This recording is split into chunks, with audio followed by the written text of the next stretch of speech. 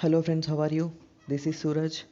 In this video, I would like to explain about section 141 and 142 of Companies Act.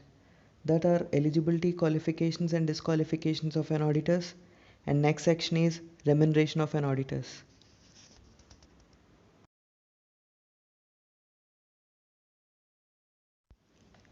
Eligibility and qualifications. Person should be a chartered accountant to eligible for appointing as an auditor of the company.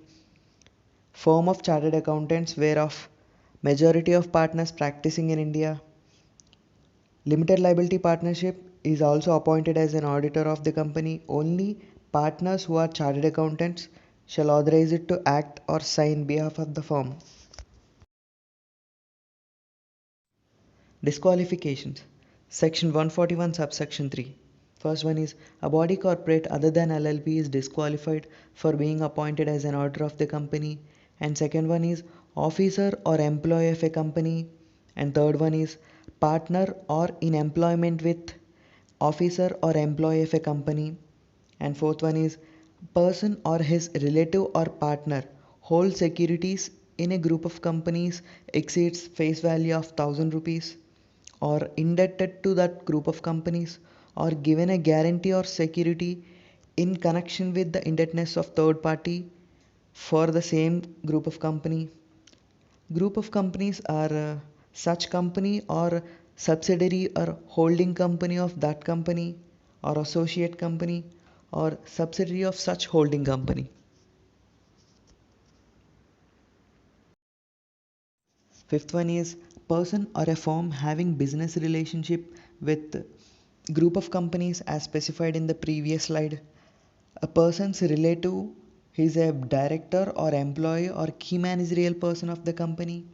And next one is a person who is in full-time employment elsewhere or a person or a partner of the firm holding appointment as an auditor of the company for more than 20 companies at the time of appointment.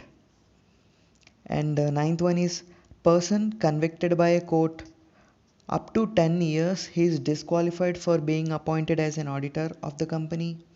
Here there is an important point friends, please be listen. In section 140 subsection 5 removal by tribunal, we have already discussed in our last video in that fraudulent auditor is not appointed for 5 years. That is because of tribunal order, but our present case is different from that one. Here court orders the company. For tribunal order, disqualification period is 5 years. In this present case, disqualification period is 10 years. Please mark my word friends.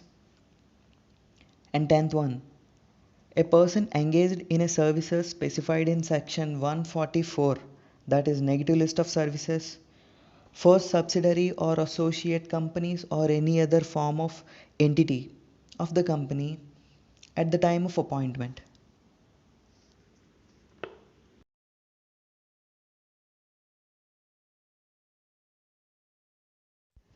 An auditor appointed under section 139 of Companies Act, he incur any disqualifications mentioned in 141 subsection 3 after his appointment. He shall vacate his office. Such vacancy shall be deemed to be the casual vacancy, and such casual vacancy shall be filled by company as per section 139 subsection 8.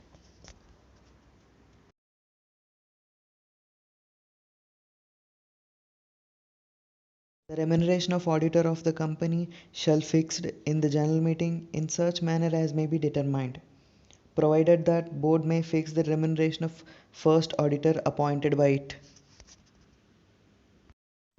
Remuneration is a sum of fee payable to the auditor and the expenses incurred by an auditor in connection with the audit, but doesn't include the remuneration paid to him for any other services rendered by him at the request of company.